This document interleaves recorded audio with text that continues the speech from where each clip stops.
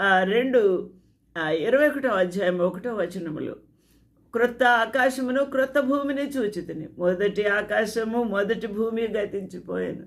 ఇంత పెద్ద ఆకాశమే, ఇంత పెద్ద భూమి గతించిపోతుంది. ఇందులో ఉన్న గనులు, ఇందులో ఉన్న బంగారం, వజ్రాలు, వైడూర్యాలు, మనుషులు, రాజులు, మేడలు, మిద్దెలు అన్నీ కూడా పతనమైపోతాయి.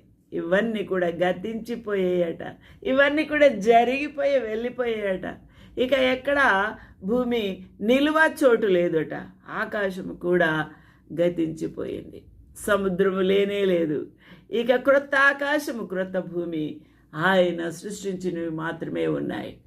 అక్కడ నూతన యెరూషలేము పైనుంచి కిందికి దిగివచ్చి పరలోకము, ఇక్కడ ప్రభుయే రాజ్యస్థాపన తన సింహాసనము సియోను పర్వతం మీద వేసుకొని ఆయన మనల్ని, దేవుని బిడ్డలు ఇశ్రాయేలు వారిని పరిపాలించబోతూ ఉన్నాడు. హల్లెలూయా, దేవునికి మహిమ కలుగునుగాక. కాబట్టి ఆ యొక్క నూతనమైన యెరూషలేము కొరకు, ఆ పరిపాలన కొరకు, ఆ ప్రభుతో సహవాసం కొరకు, భక్తులతో సహవాసం కొరకు, మన పితరులు దేవుని బిడ్డలైతే వారితో సహవాసం కొరకు, ఇశ్రాయేలు వారితో సహవాసం కొరకు, ఆ యొక్క దేవాది దేవదూతల యొక్క సమూహములతో సహవాసం కొరకు మనము ఎదురు చూస్తూ సిద్ధపడుతూ వెళ్ళిపోవాలి, అలంకరించుకోవాలి. హల్లెలూయా. నేను నూతనమైన యెరూషలేము అను తన పరిశుద్ధ పట్టణము, తన భర్త కొరకు అలంకరింపబడిన పెళ్లి కుమార్తె వలె సిద్ధపడి, ఎంత బాగా పరిశుద్ధ ఆ యొక్క యెరూషలేము దిగి వస్తూ ఉంది. ఇక్కడ ఎవరు దిగి వస్తున్నారంటే దేవుని యొక్క సంఘము అలంకరించబడి దిగి రాబోతూ ఉంది. హల్లెలూయా. సిద్ధపడి వస్తూ ఉన్న ఆ యొక్క పెళ్లి కుమార్తె వలె ఉంది. పరలోకమందున దేవుని యొద్ద నుండి దిగి వచ్చుట చూచితిని.